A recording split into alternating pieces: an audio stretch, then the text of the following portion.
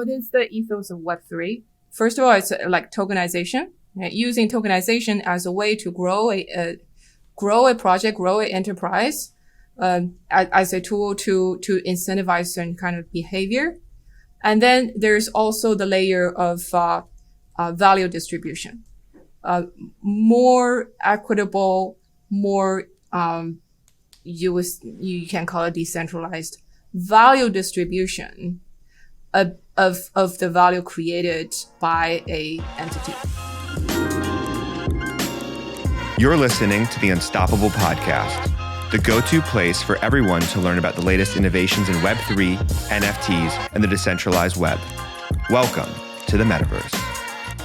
GM, welcome to the Unstoppable Podcast. My name is Josh Gordon. I'm your host. And today we're going to be diving into how Web3 can disrupt some big name businesses and some issues around Web3 and also around NFTs and even macroeconomics with Tasha.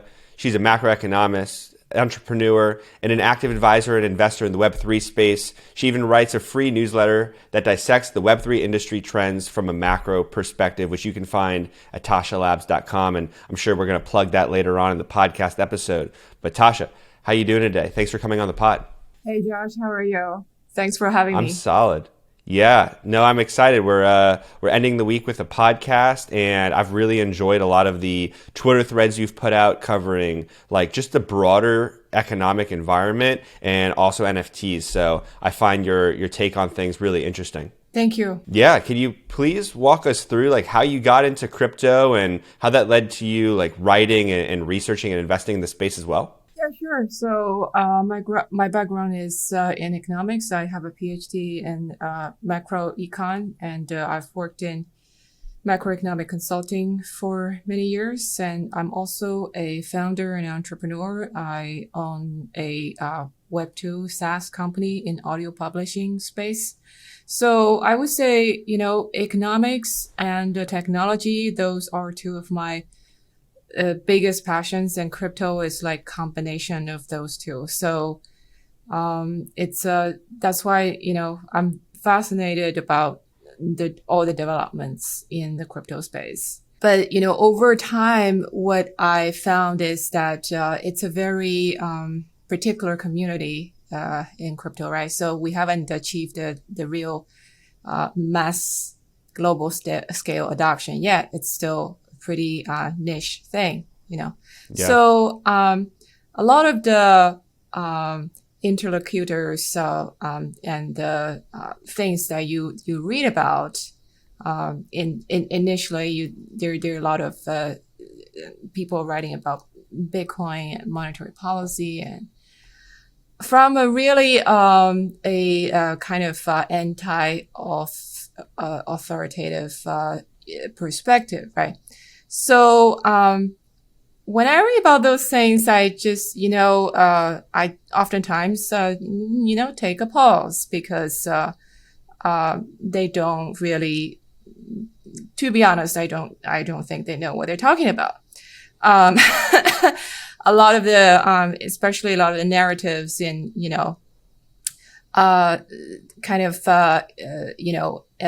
anti-establishment, maxi type of narratives, or the Bitcoin is going to be a cure of everything type of narrative. You know what I'm talking about, right? So, yeah. So I find myself, more and more, want to put my thoughts and, analysis out there. And I try to do it in a way that is neutral, and try to be as objective as possible. Obviously, Nobody is objective. We all have our worldviews. That's the lens we use to look at the world. But at least I try. Yeah. No, I appreciate that. I think that some of the people who take that anti-authority perspective, or everything needs to be 100% decentralized or anonymous, like that definitely pushes it too far. And there's, maybe there's scenarios where we get to that kind of case and in some parts of crypto, but a lot of it's building blocks and definitely not like the next step, especially as we try to get adoption. So I appreciate that approach. So let's start off with like the economic side before we dive into NFTs and how they can disrupt some businesses. I want to get your take on kind of current market conditions. Obviously, everything's not financial advice, but I feel like I can't bring a PhD in macro econ on the pod and not get your take right now on like what we're seeing in the market. Like, have we seen the bottom, or how are you thinking about what's going on right now? Yeah, good question. I can spend hours just talking about that. I know I opened a dangerous can of worms You here. just like open a can of worms, but as you know, the market has been rebounding. Both the risk asset, the U.S. equities and crypto market have been going up since middle of June. So we've had kind of over 2 months of bull run, if you will. So, if you look at the macroeconomic conditions, right, the downturn, the market crash was initially triggered by the switch in monetary policy. So the monetary tightening had a huge effect on risk assets, equity, and crypto. And I would say it has a bigger impact on crypto because crypto tokens of crypto projects, they are even more early stage on average compared to the stocks that have already IPO'd, And also, it's such a small market. It's really predominantly driven by new money inflow into the market to prop the price up. So anything that has a impact on liquidity is going to disproportionately impact crypto price compared to equity price. And the third factor is crypto is also global. So, but most of the token prices, it's denominated in US dollars. Right? So, people have been trying to get people to denominate token prices in ETH or in BTC. They haven't succeeded. So, de facto, we have US dollar as the denominator for crypto prices. So when US dollar appreciates, when you have a global assets, that's not just people in the US buying it. You have huge user bases from Europe, from Asia. And when US dollar appreciates, that's going to have a negative impact on crypto prices. More so compared to U.S. equities, which obviously has overseas investors. So that has an impact too, but not nearly to the same extent as the kind of global market which crypto has, right? Yeah. So if you're talking about are we seeing a bottom, or are we going to have a bull run continue? You gotta look at, has any of that fundamental changed or not? So I will argue those fundamentals have not changed. So we've had since the end of last year, the biggest, the fastest pace of interest rate increase in the United States and also to some extent globally, right? So, so if you look at, is this trend going to continue? I don't see the reason why the Fed is going to change the tightening stance anytime soon.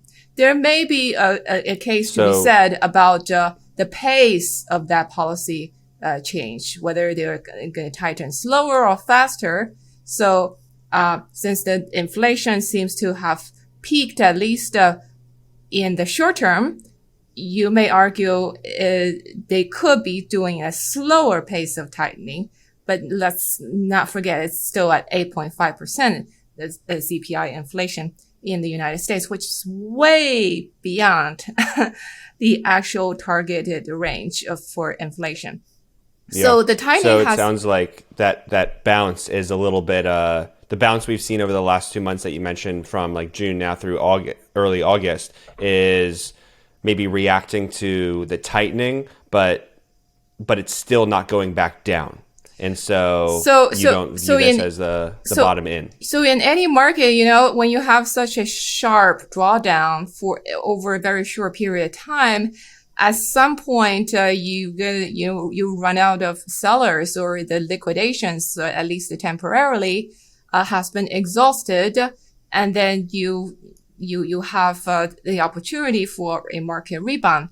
If you look at the past bear markets, the post the dot-com crash, for example, you had 2-3 times at least where the market rebounded 45 to like 60% over 1 month to 3 month period.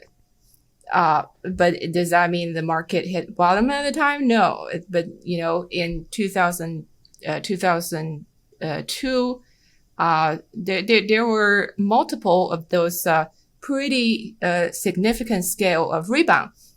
So if you are a swing trader, this is a great environment. I hope everybody has been taking advantage of the recovery that we've seen in the market over the past couple months.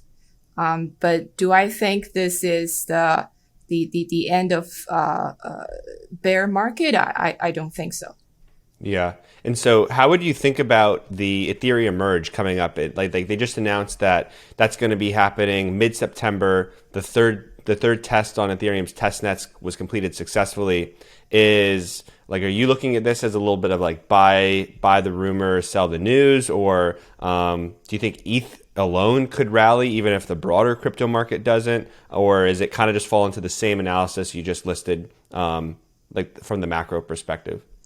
I do not have a crystal ball to tell you whether it's going to be buy the news, you sell the rumor, buy the news, or it's going to be straight up, or is it something else. I do not have that insight. I don't have an opinion about that.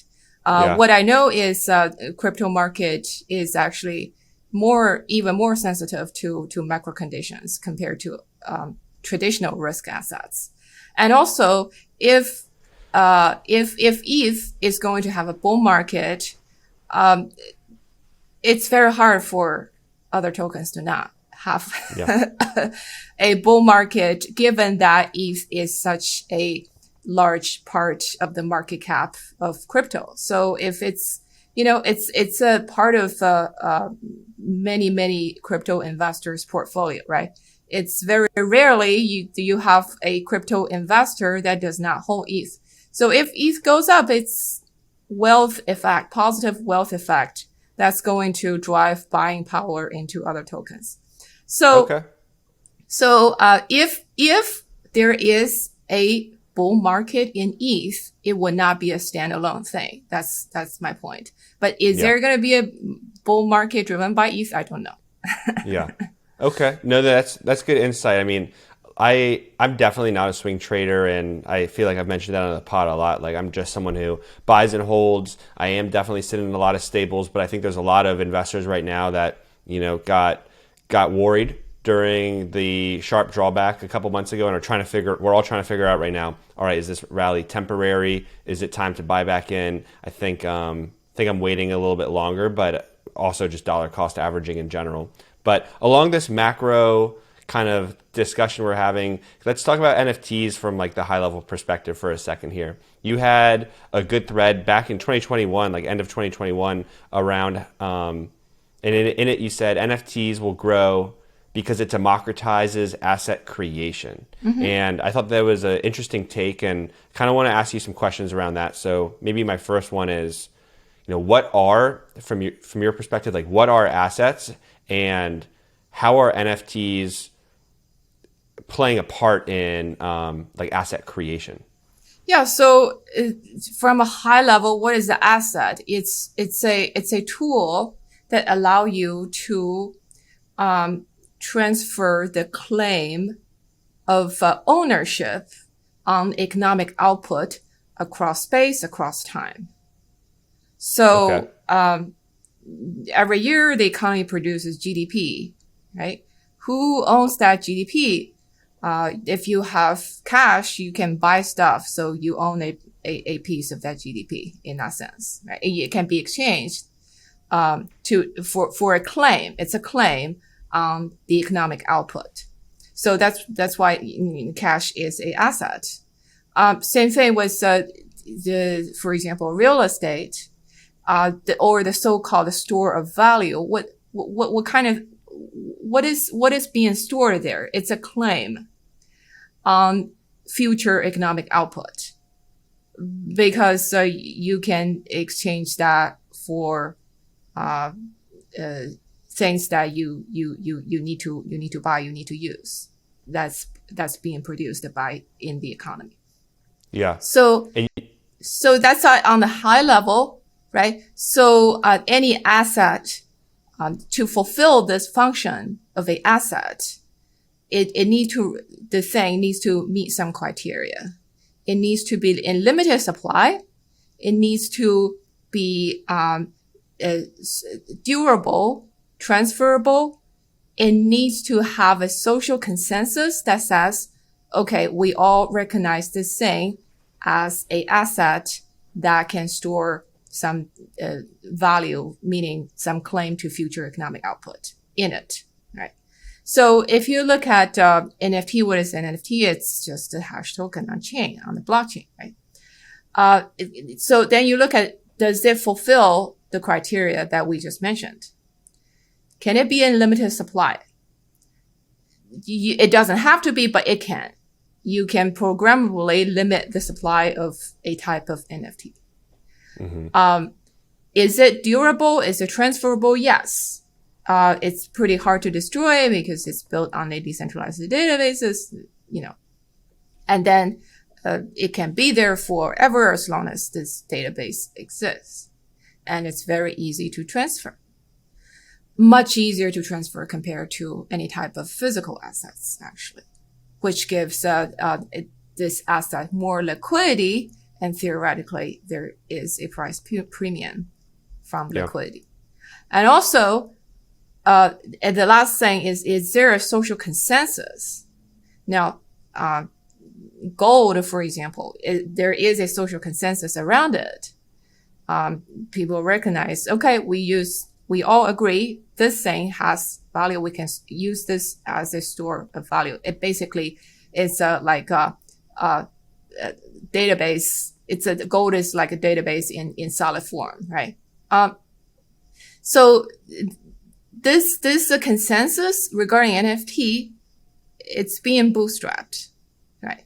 So that's why, you see people put so much emphasis on community, on the so-called Lindy effect, or on, the kind of social consciousness building effort of surrounding NFTs, because everybody is trying to achieve that social consensus for their particular type of NFT.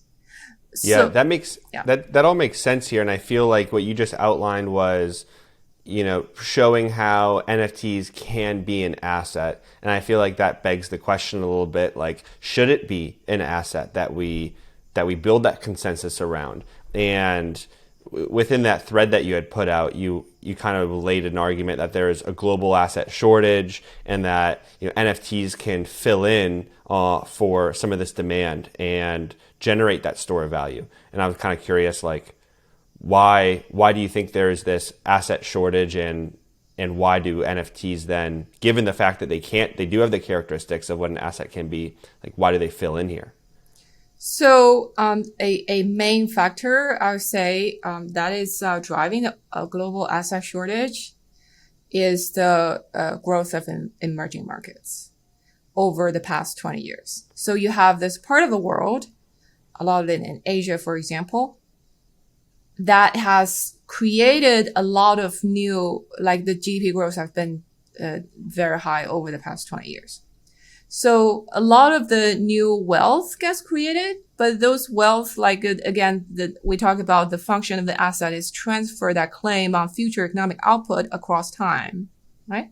So when you create this GDP, or you cannot all consume today, right? You got to store it for the future. So that needs asset to be stored. So traditionally you have real estate, equities. Those are the traditional types of a store, like the asset that can carry that kind of a time transfer function for your future claims on the economic value, right? So if you look at it's why the real estate market and equity market in Korea and China are so crazy. The speculation and the bubble is on a different level compared to the speculation in the mature market, like in the United States. Okay. Because there is this imbalance between the demand for asset and the supply for asset, because the equity market is relatively immature and relatively shallow in those countries, right? So most of the time, that's why everybody is like storing their values in real estate. Yeah. So I think what I'm hearing a little bit is like, and you're talking like, I feel like what's going on right now is someone in PhD econ is talking to someone who's trying to understand it in very simple terms, right? And what I think I'm taking away is there's a lot of parts of the world that are gaining economic maturity and have rising GDPs, and they need places to put their money, to invest their money. And in a lot of those countries, like real estate prices are high and equity options are low because their markets may not be as mature as like the US market. And so there's an opportunity here for these NFTs to be a form of asset creation because they're so transferable around the entire world, and like that just opens up the market for them to find ways to put their money in, right? So don't get me wrong. I'm not saying the emerging markets are going to buy all the NFTs. That's not what I'm saying. What I'm saying is if you look at a global level, there is a supply demand imbalance regarding assets in general. So that creates the opportunity for new asset classes to emerge. NFT could be one of them.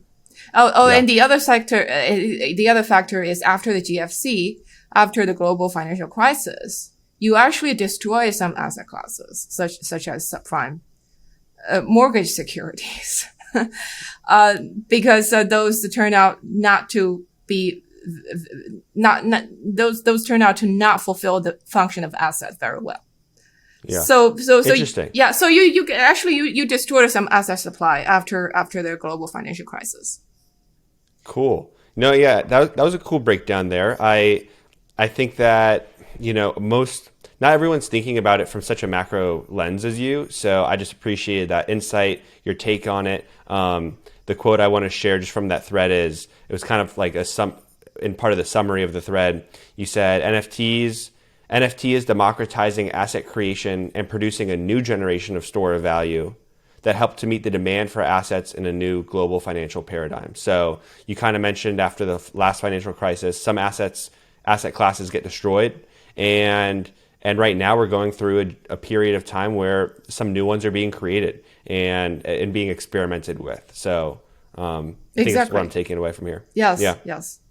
Well, cool. Let's go from that macro perspective and maybe talk about something a little bit more micro. Let's talk about Web3 business ideas. You had a fantastic thread. I think you listed 35 different businesses and in ways that NFTs and crypto can disrupt them. So I want to run through some of those with you. The first one being Web3 social. So I think the way I looked at it is, and I'd like to break it down, let's throw out a topic. So you did like Meta and Facebook, so I'm calling that social, and talk about the current business model and then how the Web3 business model could work. So for Meta and Facebook, the current business model is they provide this free social media platform.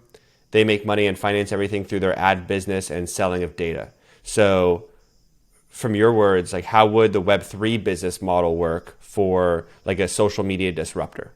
No, first of all, I put out these ideas because I want to help people to think about if we live in a world where the Web3 ethos or business models are predominant kind of way to run enterprises or run economic going concerns. what would it look like? I'm not saying my ideas are brilliant. They could be totally stupid ideas. It could be like you actually look into the weeds, like how to execute these, like a lot of them would not be feasible. But that's not the point. I'm not saying, all you entrepreneurs just go take one of those ideas and run with it. My point is, these are how things could look like. Totally. So it's I think there's way. so much value in that. There's value in I think that's the Web3 landscape in general right now. There are some companies executing on certain businesses, but a lot of it is theorizing, brainstorming, and just having a vision and trying things. So I definitely took that the same way, not as 100% this is how you disrupt, but this is a way to think about how Web3 could play a part in these different industries. Yes. So let me step back one before we talk about these like specific ideas. So to me, what is the ethos of Web3? First of all, it's like tokenization. Right? Using tokenization as a way to grow a project, grow an enterprise, as a tool to incentivize certain kind of behavior. And then there's also the layer of value distribution. More equitable, more you can call it decentralized value distribution of the value created by a entity. Okay, so those are two big things to me about Web3 in terms of the innovations that we can see from Web3. So if you look at things from that lens, now let's talk about an example. Is it social media, Facebook, Meta, or Instagram, or whatnot? So the idea that I propose is that you could have a social media platform where people posting content and you reward people tokens for posting content, and whoever gets more engagement gets more likes and favors and comments win more tokens. And on the other hand, you have advertisers who want to get access to that audience. They will pay in that same token. So that will give your token value. And at the same time, it will transfer value from the advertisers directly to the users of the platform, instead of transfer value to that centralized entity, which is called a company. So that's basically that's one version of how you would execute that Web3 type of vision with a social platform. There can be many other different ways. Would this really require a large number of users, or is this kind of like cycle where users post content and get rewarded with tokens, and advertisers like buy ads in the form of the token? Is that also possible in smaller numbers? Because right now, social media apps are really the requirement is they have to be large. They need a mass amount of users, and attention. And so I'm wondering if this kind of gives social media platforms an opportunity to operate while still having a smaller user base and being more niche. I think a social platform that has a small user base is a oxymoron.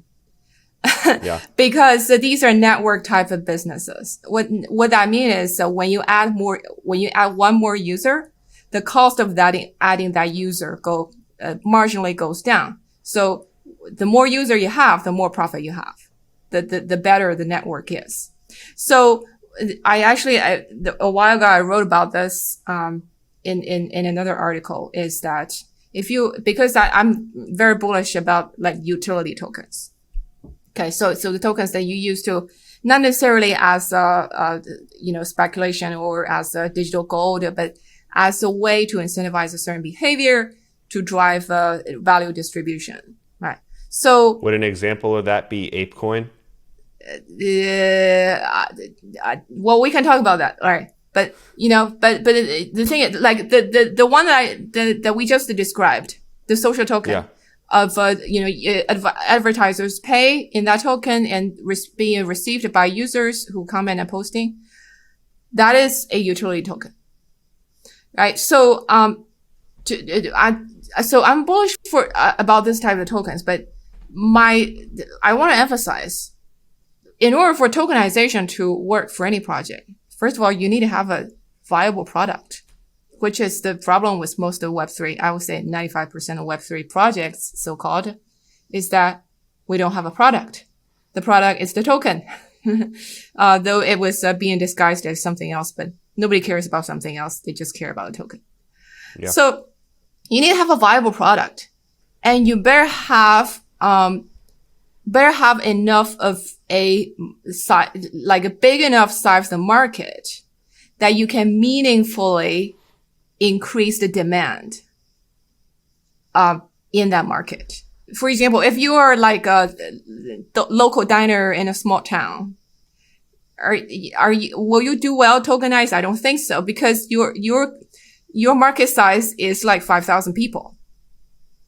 How much can you really increase?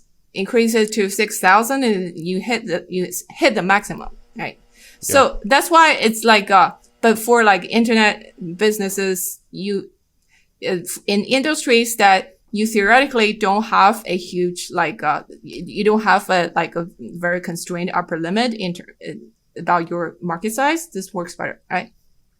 Yep. And thirdly, you better have decreasing marginal cost, which is like having network effect is one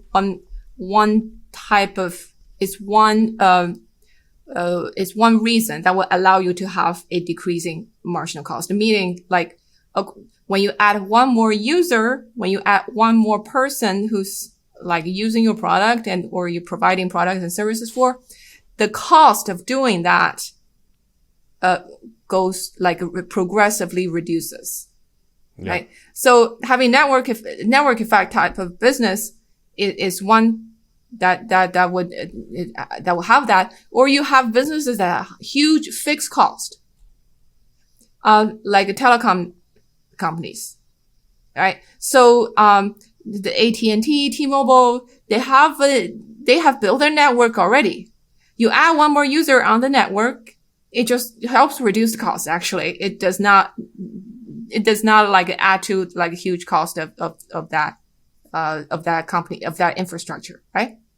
Yeah. It's not the same thing if you run a restaurant. If you have like a capacity of 50 patrons in the restaurant, you add another 5 customers, your kitchen could hit the capacity. If you want to have more customers, you've got to invest in bigger kitchens and more staff and more materials, and you do not have huge decreasing marginal cost. Okay. Gotcha. So I think so you look at the tokenization is really it's a powerful tool, but it really you need to hit some benchmark for that tool to actually work for the business. Okay.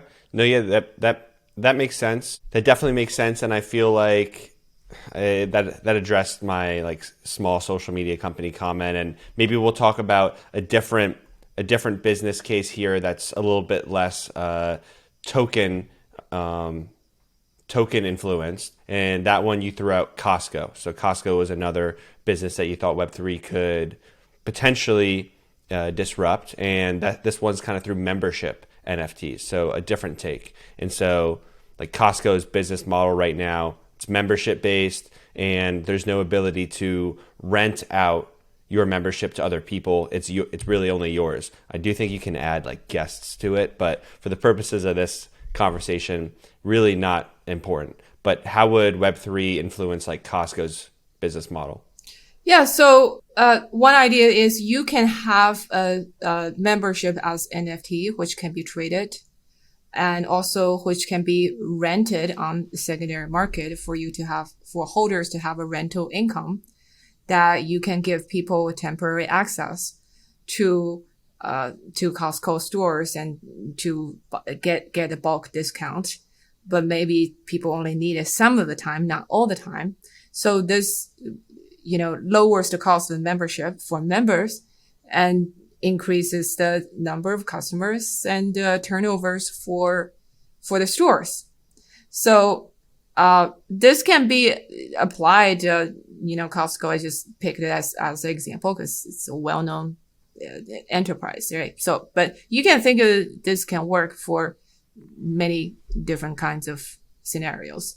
But the thing is, I'm not saying like Costco would or should adopt this model, because they already have their existing business model, and part of that It works. And part of that relies on people not using their membership, for example. Yeah, and that was something I was going to ask you. Like, are they banking on people not coming all the time? Because that's kind of like a gym membership to an extent, exactly. right? So it's the same thing. Like with I have Amazon Prime. Like many people have that.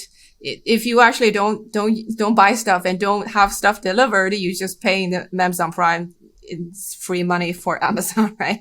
So same thing with gym and for many other types of these type of membership type of business. So if your existing business model relies on that, you definitely do not want like huge turnovers in your membership rights, right? You don't want liquidity for your membership rights. Yeah. So, but if you want more people coming through your doors that are members, then maybe this is something you could think about, because that would allow people who aren't using it every day to pass it on to someone who would. So that you will have to do the math, right? So you will have to do the math in terms of the people who are members that are not using your membership rights, the kind of free money you get from that. If you open up the secondary market, okay, you will get higher demand. But does the profit coming from that higher demand offset the loss of, dormant membership revenue that you can get?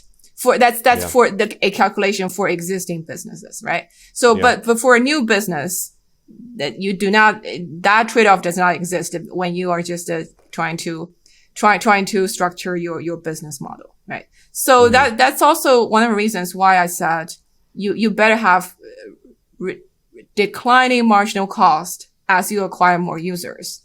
Because if you have constant marginal cost, or God forbid, increasing marginal cost, why would you want more users?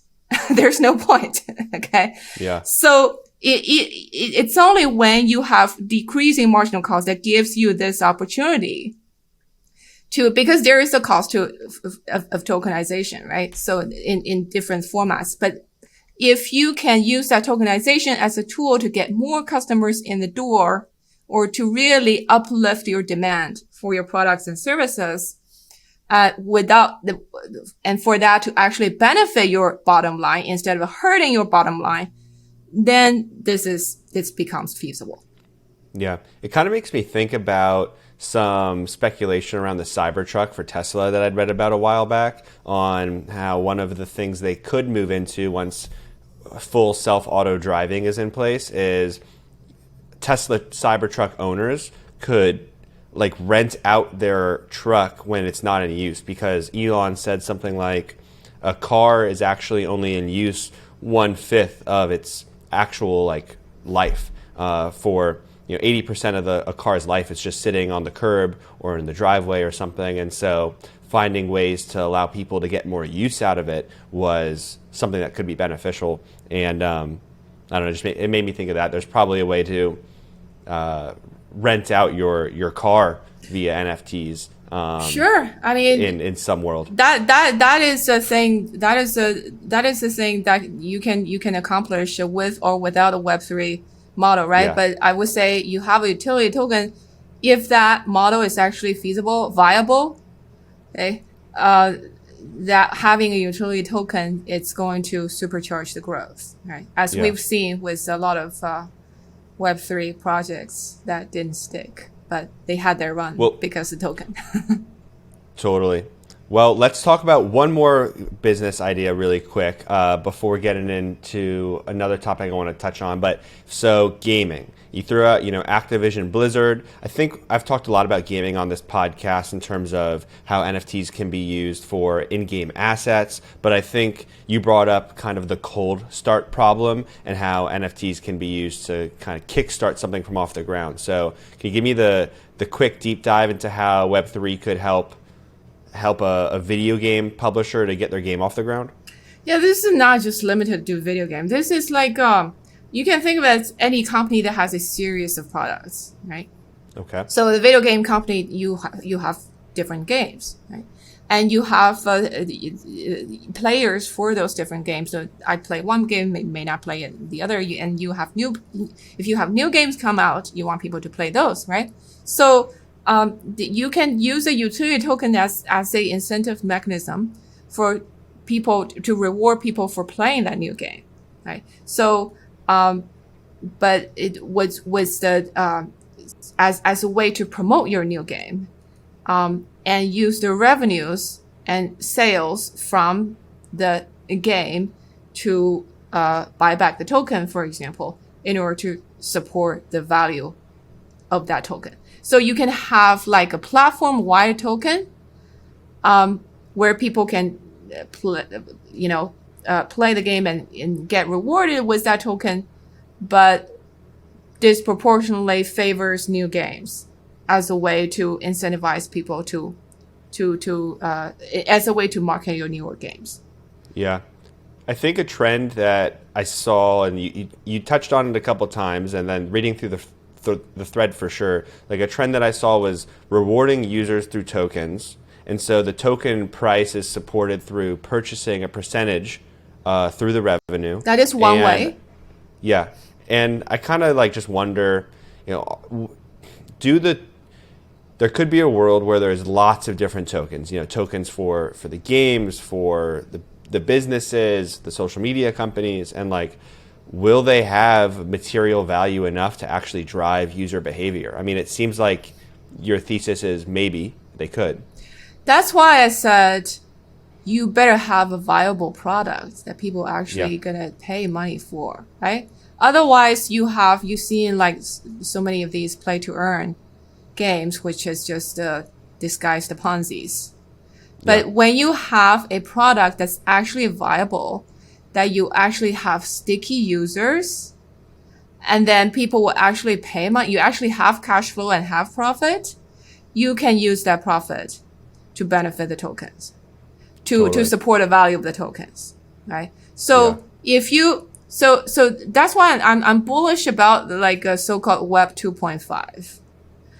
So basically, you add tokenization as a marketing or as a growth engine for more traditional businesses with more traditional real world products and services, but it can benefit. There's a growth benefit by adopting a tokenization model, provided that the company actually has a viable product.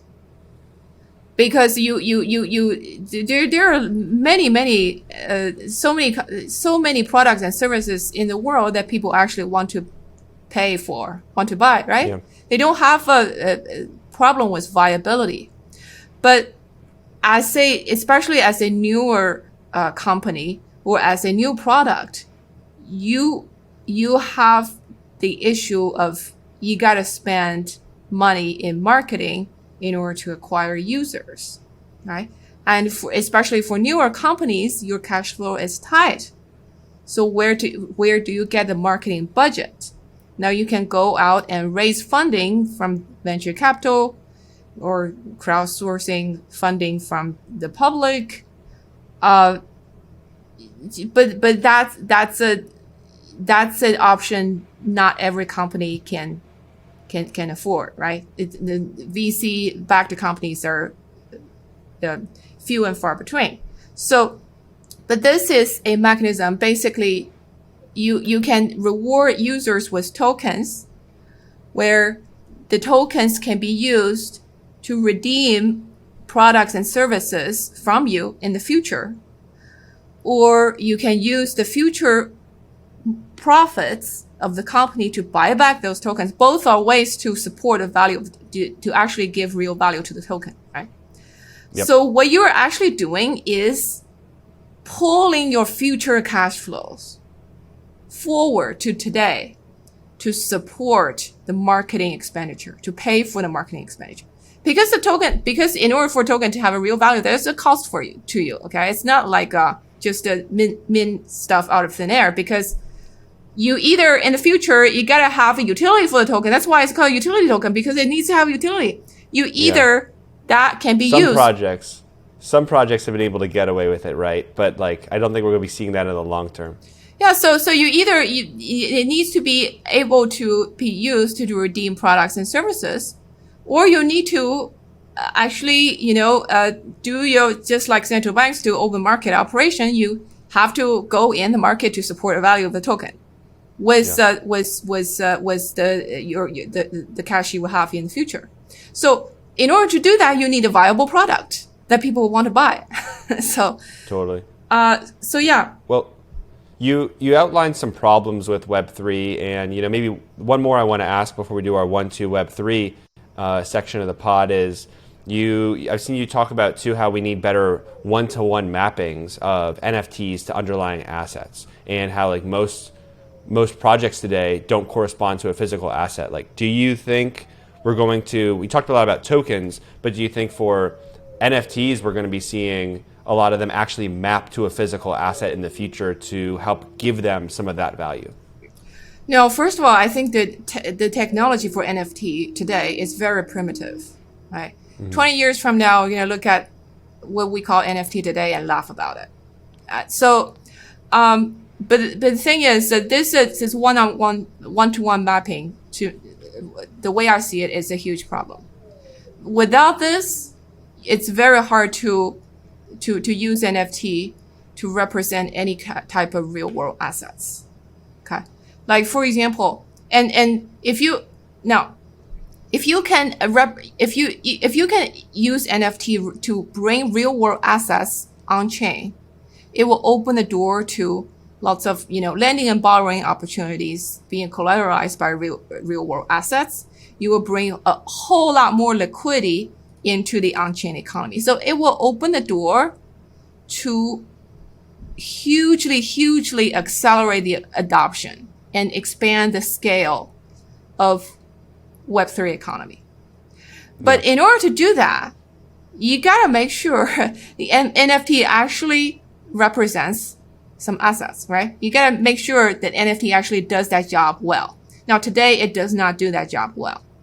I can say, okay, this NFT I created, it represents my house, but I can create another NFT point to the same house. Who says I cannot, right?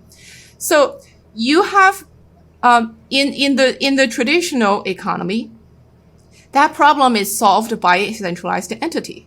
You have the title registration office of the government that keeps the record of all the real estate titles of who owns which property, right? You have a database centralized to keep track of that.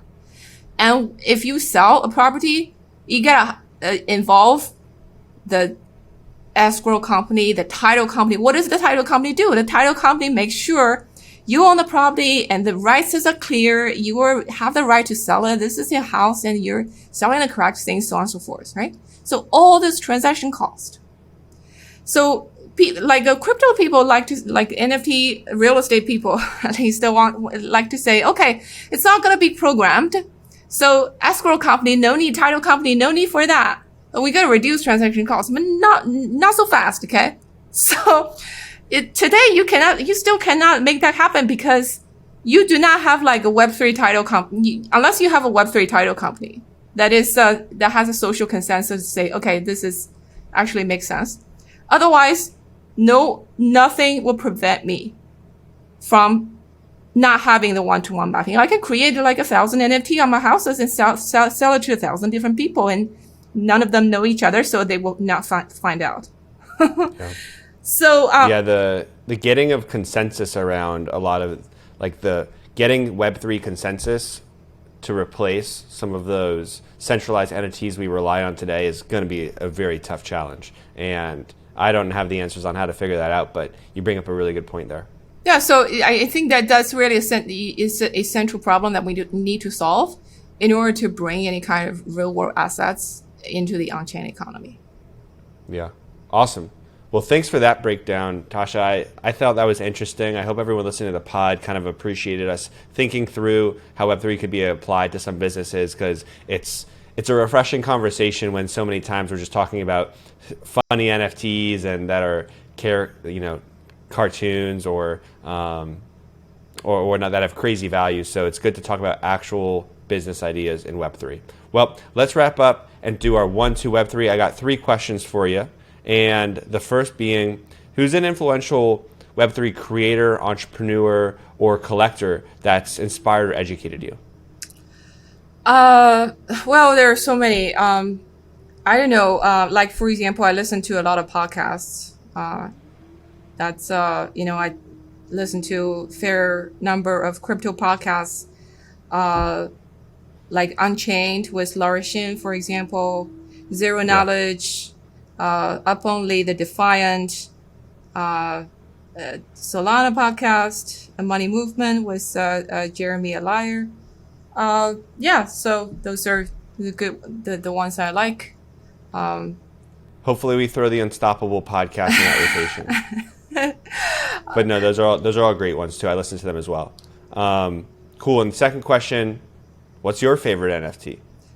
Oh, my favorite hands down is the one I created, Tasha's Destroyed a Diamond NFT.